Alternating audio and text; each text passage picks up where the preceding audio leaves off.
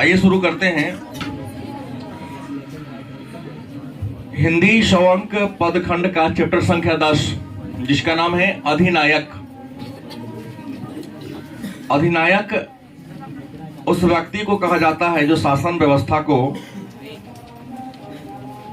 संचालित करता है, और कई बार अधिनायक शब्द का प्रयोग एक तानाशाह व्यक्ति के लिए भी किया जाता है। समाज में जो पूंजीपति वर्ग होते हैं, जो शासक वर्ग होते हैं, उन पूंजीपति और शासक वर्ग के लिए अधिनायक शब्द का प्रयोग किया जाता है। तो हमारे हिंदी साहित्य के एक महान कथाकार, पत्रकार, निबंधकार रघुवीर सहाय के द्वारा अधिनायक शीर्षक कविता को लिखा गया है, और इस कविता के माध्यम से उन्होंने वर्तमान पूंजीवादी व्यवस्था युग में किस प्रकार से शासक वर्ग या पूंजीपति वर्ग गरीब जनता पर अत्याचार करते हैं, उनके मजबूरी का फायदा उठाते हैं, किस प्रकार विभिन्न अवसरों पर उनसे अपनी एक्टिविटी करा करके उनके चित्र को विश्व के सामने प्रस्तुत करते हैं, लेकिन उसकी लाचारी और बेबस पर किसी प्रकार का ध्यान नहीं देते हैं। इसी बात का जिक्र अधिनायक शीर्षक कविता के माध्यम से रघुवीर सहाय ने किया है। तो सबसे पहले कविता के भाव को समझने से पहले हम अधिनायक शीर्षक कविता के लेखक रघुवीर सहाय के बारे में दो बात जान लें। तो ये जो रघुवीर सहाय थे, इनके जन्म की बात करते हैं कि रघुवीर सहाय का जन्म कब हुआ था और कहाँ हुआ था। तो रघुवीर सहाय का जन्म 9 दिसंबर 1929 ईस्वी को किस राज्य में? उत्तर प्रदेश राज्य के लखनऊ शहर में हुआ था। राज्य क्या होगा? उत्तर प्रदेश, और शहर का नाम क्या होगा? लखनऊ। उत्तर प्रदेश के लखनऊ शहर में 9 दिसंबर 1929 ईस्वी को किनका? रघुवीर सहाय का जन्म हुआ था। इनके पिता का नाम अगर बात कर ले कि इनके पिता कौन थे, तो इनके पिता हरदेव सहाय थे। कौन थे? हरदेव सहाय, जो पेशे से क्या थे? शिक्षक। इनके पिता हरदेव सहाय जो पेशे से क्या थे? शिक्षक थे। मृत्यु इनकी कब हो गई? तो इनकी मृत्यु 30 दिसंबर 1990 ईस्वी को, 30 दिसंबर 1990 ईस्वी को इनकी मृत्यु दिल्ली में हुई थी। कहाँ हुई थी? हाँ, दिल्ली में इनकी क्या हो गई? मृत्यु हो गई। शिक्षा की यदि बात कर ले कि कहां तक पढ़े लिखे थे, तो लास्ट शिक्षा की बात कर दे तो इन्होंने इंग्लिश से MA या PG सेम होता है, इंग्लिश भाषा से MA किया था। कहां से? तो लखनऊ विश्वविद्यालय से। लखनऊ विश्वविद्यालय, लखनऊ विश्वविद्यालय से इन्होंने अंग्रेजी भाषा में MA की शिक्षा प्राप्त किया था। इनकी पत्नी, विवाह हुआ था बिमलेश्वरी देवी। पत्नी कौन थी? बिमलेश्वरी देवी इनकी क्या थी? पत्नी थी। इन्होंने कई अलग अलग क्षेत्र में कार्य किए थे, जैसे नवजीवन,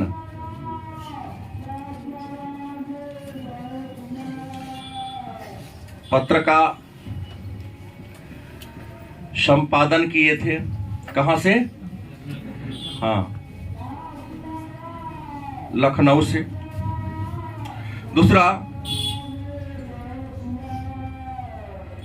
नवभारत टाइम्स,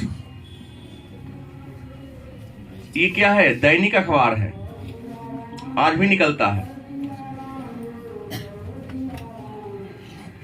दिल्ली से नवभारत टाइम्स भारत के हर बड़े बड़े शहर में प्रकाशित होते हैं, लेकिन नवभारत टाइम्स जो दिल्ली से निकलता है, उस दिल्ली से निकलने वाले नवभारत टाइम्स का विशेष संवाददाता क्या थे? विशेष संवाददाता। संवाददाता किसे कहते? तो खबर को पहुंचाने वाले या खबर को इकट्ठा करके संपादक के पास, जहां ऑडिटिंग होता है, उसके पास पहुंचाने वाले व्यक्ति को संवाददाता कहते हैं। ये विशेष थे। विशेष इसलिए कि वहां इनकी नौकरी अस्थायी नहीं थी, टेम्पररी। जब कोई अच्छा सूचना मिल गया तो इनके मन पर निर्भर करता था कि इस पेपर वाले के दो या न दे। लेकिन चूंकि हृदय से नवभारत टाइम्स से जुड़े हुए थे, दिल्ली में रहते थे, विचार मिलता था तो उसके लिए काम करते थे अदा कदा। इसलिए क्या थे? ये विशेष संवाददाता थे। उसके बाद है और भी इनकी उपलब्धि है, जैसे 1977 से 1982 तक अगर हम बात करते हैं तो 79 से 1982 तक दिल्ली आकाशवाणी, दिल्ली आकाशवाणी, आकाशवाणी रेडियो प्रसारण केंद्र का नाम है। भूगोल में पढ़ाया हूं। जैसे भारत में रेडियो की शुरुआत 1923 में हुआ था, उस समय उसका नाम था बॉम्बे ब्रॉडकास्टिंग सिस्टम। 36 में इसका नाम बदल गया ऑल इंडिया रेडियो, और 57 के आसपास इसका नाम बदल कर दिया गया आकाशवाणी। पर आज भी इसका नाम क्या है? आकाशवाणी। अगर आप रेडियो सुनते हो, रेडियो पर समाचार सुनते हैं, तो समाचार बोलने से पहले प्रसारण केंद्र का नाम बोलता है कि ये आकाशवाणी पटना केंद्र है या ये आकाशवाणी दिल्ली केंद्र है। तो आकाशवाणी रेडियो के प्रसारण केंद्र का नाम है। और भारत में रेडियो और टेलीविजन के प्रसारण और उसके देख रेख करने वाली संस्था का नाम है, क्या नाम है? भारतीय संस्था है। उसके द्वारा इसका क्या कंट्रोल किया जा रहा है। दोनों का वो करता है। अब तो उसका एक डिपार्टमेंट ही बन गया है, रेडियो टेलीकॉम डिपार्टमेंट ही बन गया है। पहले एक ऑफिस था, उससे वहां से कंट्रोल होता था। तो दिल्ली की आकाशवाणी के लिए, रेडियो के लिए इन्होंने 1979 से लेकर 1982 ईस्वी तक क्या किया था? काम किया था। इसके अलावा इन्होंने किस रूप में काम किया था? तो प्रधान संपादक के रूप में। क्योंकि किसी भी समाचार को प्रसारण करने से पहले उस समाचार का जो हेड होता है उसको दिखाया जाता है, और उसकी अनुमति के बाद ही उसको ब्रॉडकास्ट किया जाता है या अखबार में छापा जाता है। क्योंकि अगर छप गया, अगर थोड़ी भी गलती हो गई, तो सारा दोष प्रधान संपादक पर ही क्या होता है? आता है। इसके अलावा ये भारतीय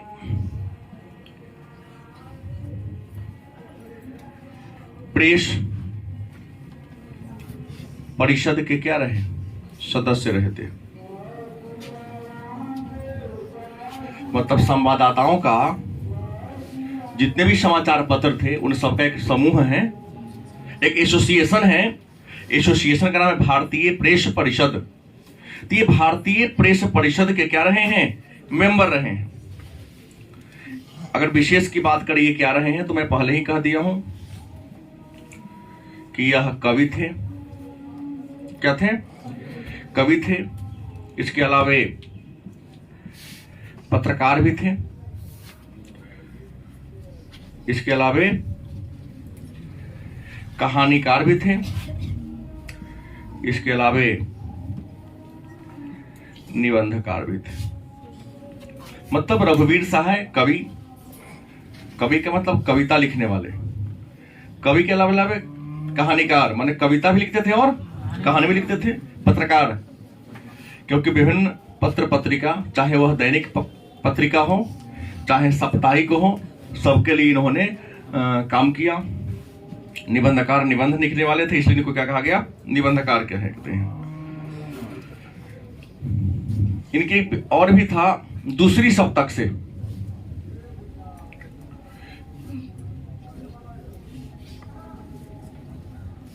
प्रसिद्ध ये भी हुए थे। माने इनकी जो पहली कविता थी क्या थी, दूसरी सप्तक में इनकी पहली कविता छपने हुई थी। कई ऐसे कवि हुए जो दूसरी सप्तक से फेमस हो गए, तो यह भी जो फेमस हुए दूसरी सप्तक नामक कविता से। इसके अलावा सम्मान इनको मिला था। सम्मान का मतलब क्या होता है, उपहार, पुरस्कार, अवार्ड जिसको कहते हैं। लोग भूल गए, क्या लोग भूल गए। इनकी जो सबसे प्रसिद्ध रचना है उसका नाम क्या है, लोग भूल गए। क्या नाम है, लोग भूल गए, कविता संग्रह है। क्या है, तो लोग भूल गए कविता संग्रह के लिए इनको 1984 में कौन अवार्ड, हाँ, साहित्य अकादमी, साहित्य अकादमी सम्मान इनको लोग भूल गए कविता संग्रह के लिए इनको मिला था। इन्होंने कई सारे पुस्तकें लिखी, कई सारे निबंध लिखे। जैसे अगर काव्य संग्रह की बात करें, इनके द्वारा लिखा गया काव्य संग्रह, तो काव्य संग्रह कई होगा। जैसे नंबर 1 में क्या होगा, सीढ़ियों पर धूप में। दूसरा क्या था इनका, आत्महत्या के विरुद्ध।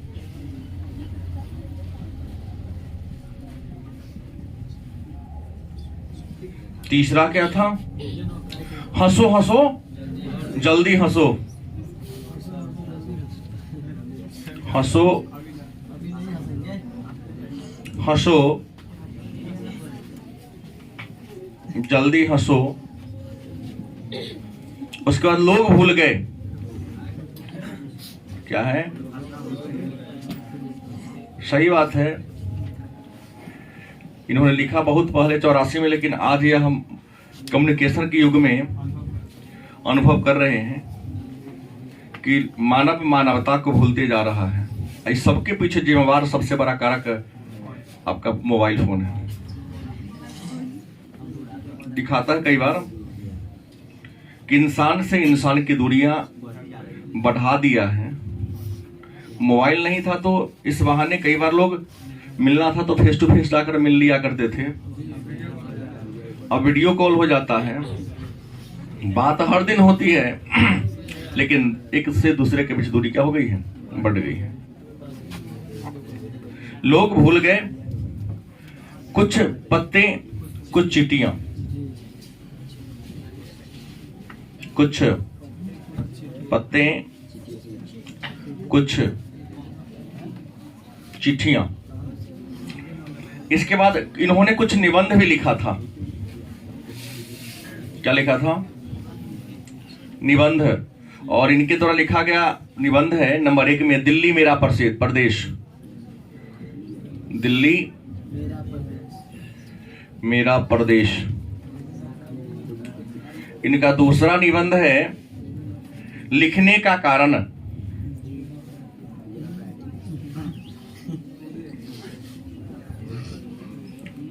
लिखने का कारण। इनका तीसरा निबंध है अब हुए,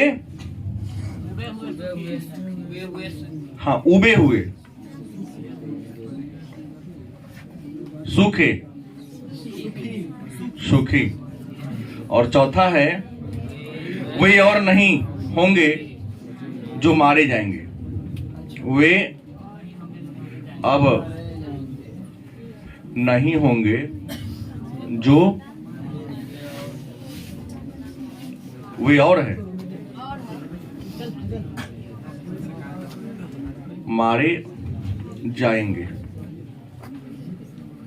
और इनके द्वारा कुछ कहानी भी लिखी गई थी। कहानी संग्रह का नाम है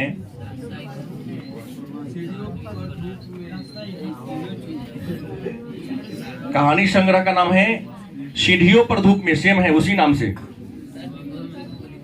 हाँ कोई बात नहीं है, निबंध में ये नहीं होगा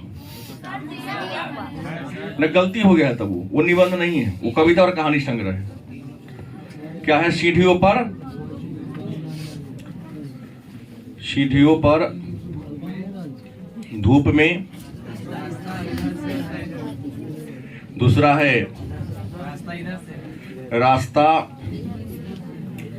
इधर से है। हाँ, अगला कौन है? जो आदमी हम बना रहे हैं।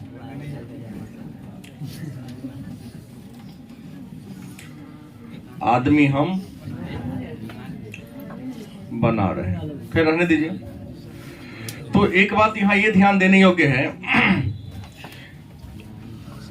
कि सीढ़ियों पर धूप में बड़ा ही महत्वपूर्ण है, और दूसरा लोग भूल गए। पूछेगा तो ये दोनों को पूछेगा। एक बार जान लीजिए, रघुवीर सहाय की जिन्होंने अधिनायक शीर्षक कविता को लिखा है। रघुवीर सहाय हमने पहले ही कहा था, ऐसे भी 1900 के बाद जन्मे हैं तो आधुनिक काल के कवि हैं। रघुवीर सहाय किस काल के कवि हैं? आधुनिक काल के कवि हैं। यह एक कवि, पत्रकार, कहानीकार और निबंधकार हैं। इनका जन्म 9 दिसंबर 1929 ईस्वी को उत्तर प्रदेश के लखनऊ में हुआ था। इनके पिता का नाम हरदेव सहाय, जो पेशे से सरकारी शिक्षक थे। इनकी मृत्यु 30 दिसंबर 1990 को दिल्ली में हो गई।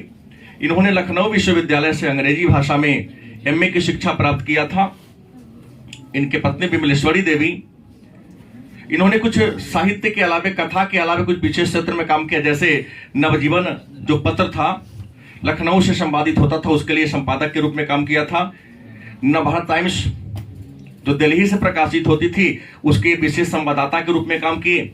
1979 से 1982 तक दिल्ली आकाशवाणी के प्रधान संपादक रहे। भारतीय प्रेस परिषद के सदस्य के रूप में इन्होंने काम किया। दूसरी सप्तक कविता से ये ज्यादा प्रसिद्ध हो गए, फेमस हो गए। इन्हें 1984 में साहित्य अकादमी पुरस्कार मिला, और साहित्य अकादमी पुरस्कार लोग भूल गए कविता संग्रह के लिए इनको दिया गया था। इनके द्वारा लिखा गया काव्य संग्रह का नाम है सीढ़ियों पर धूप में, आत्महत्या के विरुद्ध, हंसो हंसो जल्दी हंसो, लोग भूल गए, कुछ पत्ते कुछ चिट्ठियां। इनके द्वारा लिखा गया निबंध है दिल्ली मेरा प्रदेश। लिखने का कारण, उबे हुए सुखे वे और नहीं होंगे जो मारे जाएंगे। कहानी संग्रह है सीढ़ियों पर धूप में, रास्ता इधर से है, जो आदमी हम बना रहे हैं। कहने का मतलब है सबको याद नहीं रखना है, लेकिन इनके द्वारा लिखा गया या कविता में से एक आध प्रश्न पूछा भी जाएगा तो लोग भूल गए, और सीढ़ियों पर, या कोई भी कर सकता है, एक बार देख लेने की जरूरत है। आइए शुरू करते हैं। अधिनायक, और अधिनायक शीर्षक जो कविता है, लगभग 3 बार इसके पहला पद को पूछा गया है। पहला पद है, राष्ट्रगीत में भला कौन वह, भारत भाग्य विधाता है, फटा सुथन्ना पहने जिसका गुण हर चरना गाता है। रघुवीर सहाय के द्वारा लिखा गया अधिनायक शीर्षक कविता का जो पहला पद है वह है, राष्ट्रगीत में भला कौन वह, भारत भाग्य बिताता है। भारत का राष्ट्रगीत कौन है? जनगण मन अधिनायक जय हे, भारत भाग्य विधाता। कभी प्रश्न करना चाहते हैं?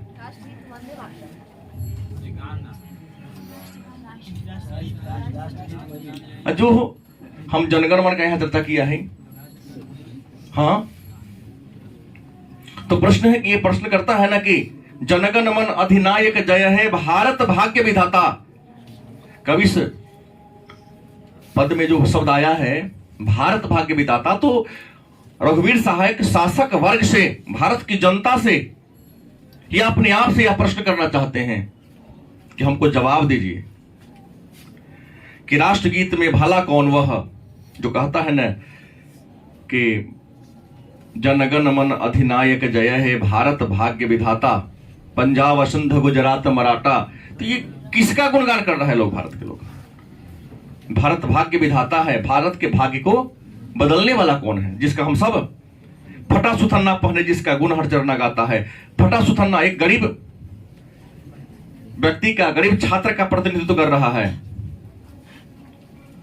जब कोई व्यक्ति आता है, पहनने के लिए वस्त्र अच्छा नहीं है, शरीर पर अच्छा कपड़ा नहीं है, पेट में अन्न नहीं है, ठंडी के महीना में संपूर्ण शरीर को ढकने के लिए क्या है, वस्त्र नहीं है, नंगे पांव दौड़ रहा है और उनके नाम का क्या कर रहा है, जय जयकार गुणगान कर रहा है। तो कवि यह प्रश्न करना चाहते हैं कि राष्ट्रगीत में भला कौन वह भारत भाग्य विधाता है, फटा सुथन्ना पहने जिसका गुण हर चरना गाता है।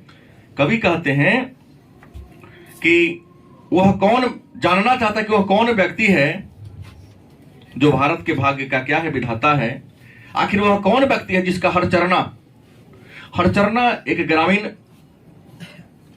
व्यक्ति का प्रतिनिधित्व कर रहा है और हर चरना एक गरीब व्यक्ति का ही प्रतिनिधित्व कर रहा है। जैसे दो व्यक्ति हैं, एक गरीब परिवार में जन्मा हो और एक धनी परिवार में जन्मा हो, तो जो गरीब में जन्मा हो उसका नाम हरिचरण हो तो लोग उसको हरिचरण नहीं कहेंगे, हरचरणा कहेंगे। और वही अगर अमीर परिवार में पैदा हो तो उसका नाम लोग कहेगा हरिचरण, नहीं नाम से हरचरणा गरीब होगा। और हरिचरण अगर कहते हैं तो ये सभ्य और अमीर संस्कृति का सूचक है, परिचायक है। फटा सुथन्ना जो यह शब्द है उस व्यक्ति के लाचारी का प्रतीक है, व्यवस्था का प्रतीक है, मजबूरी का प्रतीक दिखा रहे हैं। क्योंकि आज इंसान, मैं देख रहा हूं बड़े बड़े राजनेता आते हैं, फलानमा बाबू जिंदाबाद, कहीं ना कहीं उसके जिंदाबाद कहना उसकी मजबूरी का घोतक है। नहीं कहेगा तो उससे कुछ कर सकता है वो। हम लोग नहीं जाते क्योंकि मजबूर नहीं है, आप जाते हैं तो कहीं मजबूर है आप हाँ, क्योंकि वहां ठीक बात बोला आपने कि फलना बाबू मुर्गा भात, तो मुर्गा भात खिलाता है, वहां पर जाने पर समोसा मिठाई खिलाता है और उसके पीछे पीछे वो भ्रम में न रहिए। 14 दिन घूमने के बाद 15वां दिन आपको पूछेगा नहीं, जीत जाने के बाद पुनः 15वां दिन हमसे उसकी पहचान होगी। क्योंकि जब इंसान लेवल पर चला जाता है तो अपने लेवल वाले से ही पहचान बना के रखता है, भले आपने उसको वोट क्यों नहीं दे के जिता दिया। तो ये जो पंक्ति है, राष्ट्रगीत में भला कौन वह भारत भाग्य विधाता है, फटा सुथन्ना पहने जिसका गुण हर चरना गाता है। आप क्या लिखेंगे, प्रस्तुत पद हमारे हिंदी साहित्य के पाठ्य पुस्तक के अधिनायक शीर्षक कविता से लिया गया है, जिसके लेखक रघुवीर शाह हैं। रघुवीर शाह ने इस कविता के माध्यम से, इस पद के माध्यम से अपने आप से, भारत की जनता से, भारत की सरकार से यह प्रश्न पूछना चाहा है कि आखिर वह कौन व्यक्ति है जो भारत के भाग्य का विधाता है। वह कौन व्यक्ति है जिसे भारत के विवश, लाचार, मजदूर, मजबूर लोग उसके नाम का गुणगान कर रहा है। ये निष्कर्ष होगा। दूसरा है, मखमल टमटम बल्लम तुरही। क्या लिखे हैं, मखमल टमटम बल्लम तुरही, पगड़ी छत्र चवर के साथ, तोप छुराकर ढोल बजाकर जय जय कौन कराता है, राष्ट्रगीत में भला कौन वह भारत भाग्य विधाता है। कभी करना चाहते हैं, दूसरे पद में यह प्रश्न पूछते हैं कि मखमल टमटम बल्लम तुरही, पगड़ी छत्र चवर के साथ। एक व्यक्ति हैं जो हमारे पास आते हैं या कहीं पर जाते हैं, तो उस समय का शब्द है तो टमटम बल्लम तुरही का प्रयोग कर दिए हैं, क्योंकि उस समय वाहन के रूप में राजा महाराजा जब आते थे, पूंजीपति वर्ग के लोग आते थे, तो उनके लिए रथ के समान टमटम होता था, उसको सुंदर सजा दिया जाता था। जब रथ से उतरते तो कालीन बिछा दिया जाता था, और कालीन बिछा दिए थे, जब चलेंगे ना तो एक आदमी छाता लेके उनके पीछे पीछे, ठंडा है फिर भी छाता लेके चलेगा, और 2 आदमी चौर उनको डुलाते रहेगा। राजा महाराजा की तरफ बैठ जाएंगे। तो उस समय तो स्टेज पर स्टैंड फैन की व्यवस्था थी नहीं, शायद नहीं थी, तो बेना डोला रहा है। तो वही प्रश्न करते हैं कवि कि मखमल टमटम बल्लम तुरही, वही ना, मखमल माने एकदम मुलायम वस्त्र को, कोमल वस्त्र, तो मखमल के कपड़ा पहना है, मुलायम कपड़ा पहनता है। टमटम घोड़ा गाड़ी पर चढ़ता है, बल्लम तुरही, पगड़ी छत्र, बड़ा सा पगड़ी अपने माथा पर बांधता है, माने मुकुट पहनता है, और वहां भी रहता है तो उस पर भी 2 चवर झुलाने वाला है, छाता ऊपर टमटम का लगा है, फिर भी एक हाथ में छाता रखा हुआ है। आज जैसे आते हैं तो वो लोग अभी भी कहते हैं फलना बाबू जिंदाबाद, नगारा पीटा जाता है। अभी भी देखिएगा सभा होगा ना, कोई बड़े बड़े नेता आएंगे, लोग कई बार हमको भी जाना होता सर फेंकिएगा, हम बोले भगवान के अलावा मैं किसी पर नहीं फेंकता हूँ, क्या हो गया, इतना 5 साल 6 साल रहेगा कि ना रहे कोई गारंटी नहीं, मैं फूल नहीं फेंकता हूँ, लेगा पॉकेट में रख लेंगे। मेरा परमात्मा थोड़ी ना है, हम इसके भाग्य का विधाता, यह मेरे भाग्य का विधाता नहीं है। मैं कर्म करूंगा तो मैं अपने भाग्य का विधाता बन जाऊंगा। गलत की सही? क्योंकि हमने इसको चुन कर बैठा तो मैं क्यों बनाऊं, इसको तो आना चाहिए, हम सब जनता पर फेंकना चाहिए। कहा कि अलग तो लोग अलग इसमें मैं है हूं, मैं देखते हैं आता है तो बहुत माला से उसके गर्दन को जैसे बकरा को बलि चढ़ाने वाला वैसे उसको पहना दिया जाता है। लोग पैसा दे करके आदमी को भाड़ा करेगा, अपना बेटी को तो नहीं ले जाएगा, गरीब को। स्कूल के टीचर लोग भी अपना स्कूल के टीआरपी बढ़ाने के लिए कि उसके स्वागत गीत गवाता, कुछ नहीं, स्कूल का टीआरपी बढ़ाना है, अपन बोर्ड लगवा देता है, अब फूल फेंकवाता है।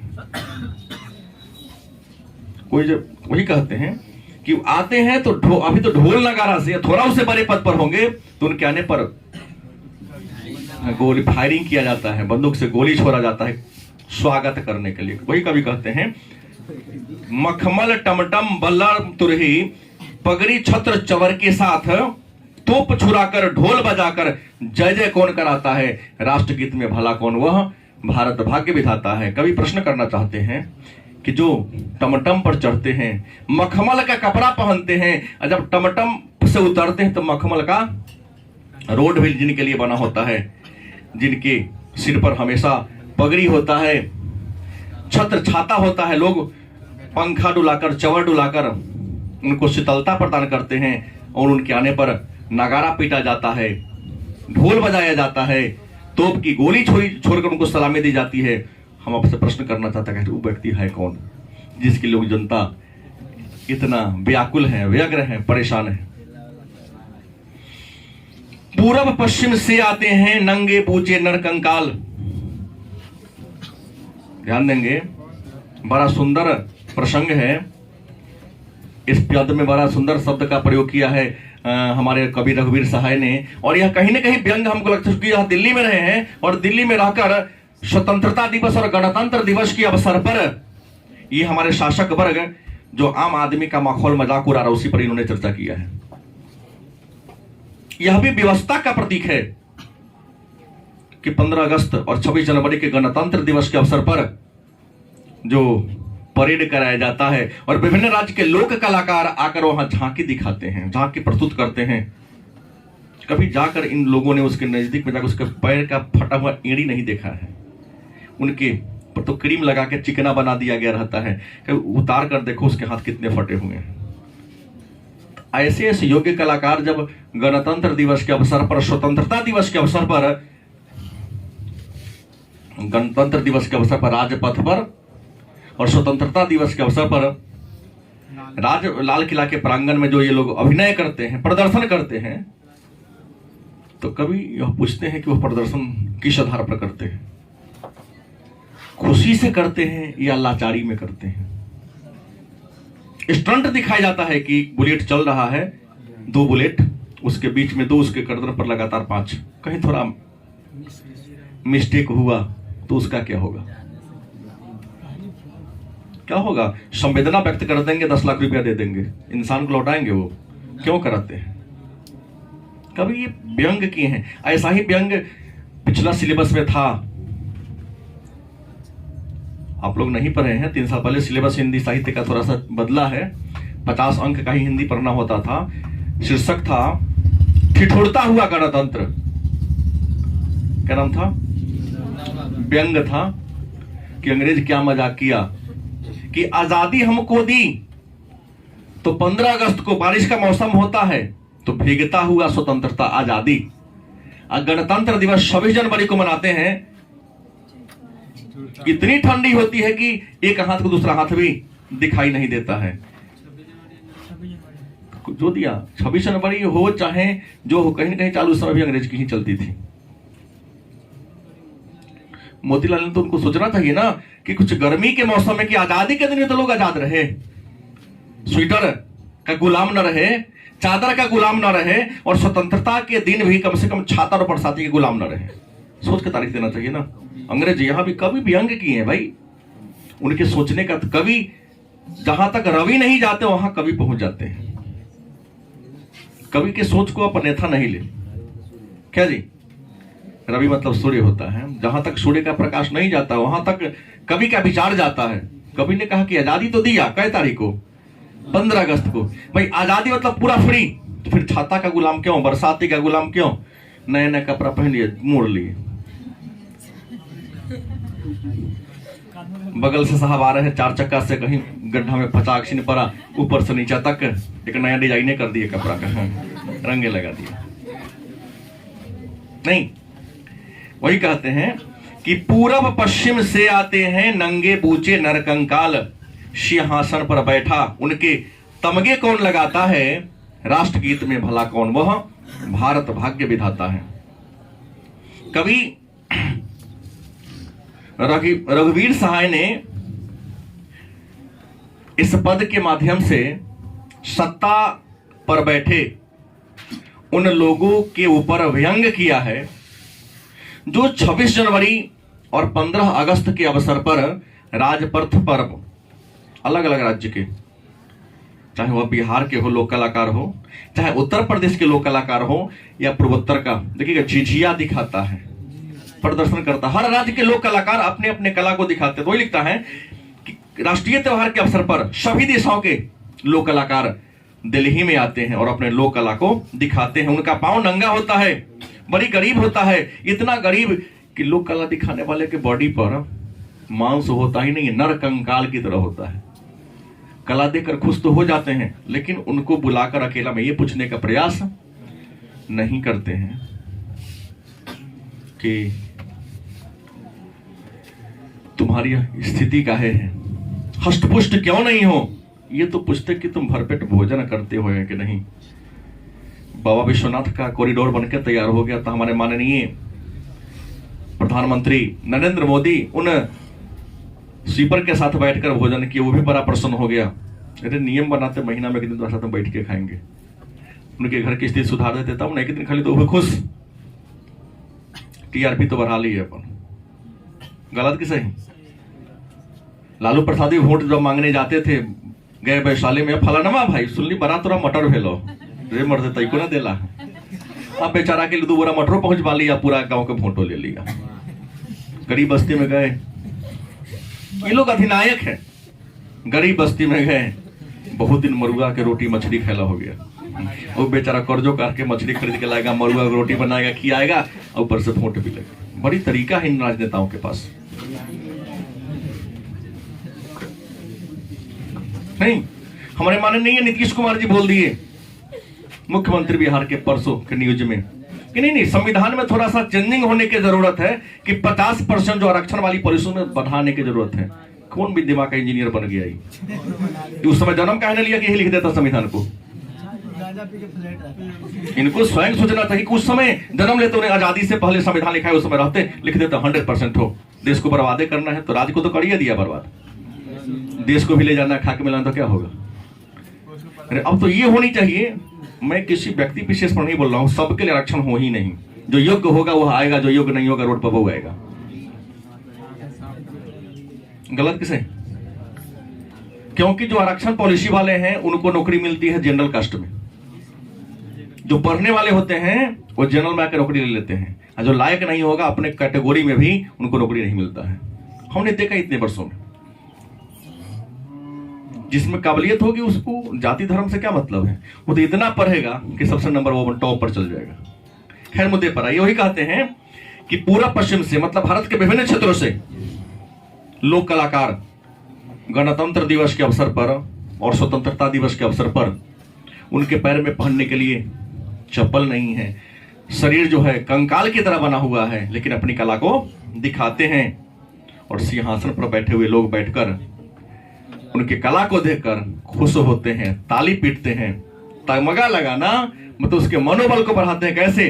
ताली पीटकर। लेकिन उसके वास्तविकता में झांक के देखने का प्रयास लास्ट पद है, कौन कौन है वह जन गण मन, अधिनायक वह महाबली, डरा हुआ मन बेबस जिसका बाजा रोज बजाता है। राष्ट्रगीत में भला कौन वह, भारत भाग्य विधाता है। कवि कहते हैं कौन कौन है वह जनगण मन, अधिनायक वह महाबली। कवि कहते हैं कि एक वो नहीं है, बहुत ऐसे लोग हैं, चाहे वो अडानी के रूप में हो, चाहे वह अंबानी के रूप में हो, चाहे हमारे नीतीश के रूप में हो, चाहे तेजस्वी जी के रूप में हो, चाहे नरेंद्र मोदी के रूप में है। इतने बहुत सारे लोग हैं कि ये कौन कौन है वह जनगण मन। चाहे बहुत बड़ा बलवान है, हम किसी का गुणगान इसलिए करते हैं क्योंकि वह क्या है, बलवान है, ताकतवर है, पूंजीपति है, और डरे हुए मन से, बेबस मन से, मजबूरी में, ढोल बजाने वाला भी पीटता है, गुस्सा में पीटता है वो तो मनाता है भगवान टूट जाए, फूट जाए। क्या जी, अब कोई आता है उसको वोट नहीं तो दूसरे पार्टी को वोट दिया है, लेकिन उसको भाड़ा करके लाता, उसके मालिक ने कहा कि बजाना तो पड़ेगा जोर जोर से। लगता है कि मरने पर ना पिटता है। कई बार तो हम बोले तो वही बाजा बजा रहा है कि ज्यादा स्वाहा हो जाएगी।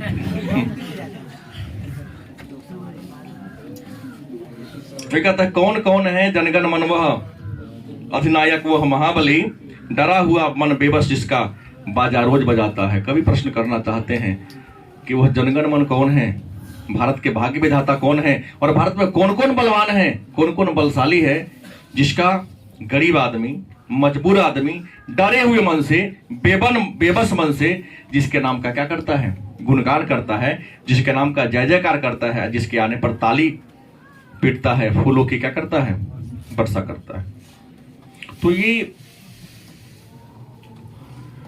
वर्तमान लोकतंत्र पर, वर्तमान लोकतांत्रिक व्यवस्था पर, वर्तमान पूंजीवादी समाज पर क्या हमारे हिंदी साहित्य के महान कवि, कहानीकार, निबंधकार, पत्रकार रघुवीर साहब ने व्यंग किया है, और व्यंग के माध्यम से यह बताने का प्रयास किया है, पूछने का प्रयास किया है कि भारत का अधिनायक कौन है, कि जो शासन को चला रहा है वह है, ये जो शासन में पहुंचा रहा है वह है, लेकिन उनको जवाब अभी तक मिला नहीं। शासन को जो कुर्सी पर बैठा रहा है वो तो बेबस है, आज जो कुर्सी पर बैठ गया जिसके माध्यम से, वह बैठाने वाले को शोषण कर रहा है, उन पर तरह तरह का क्या कर रहा है, अत्याचार कर रहा है।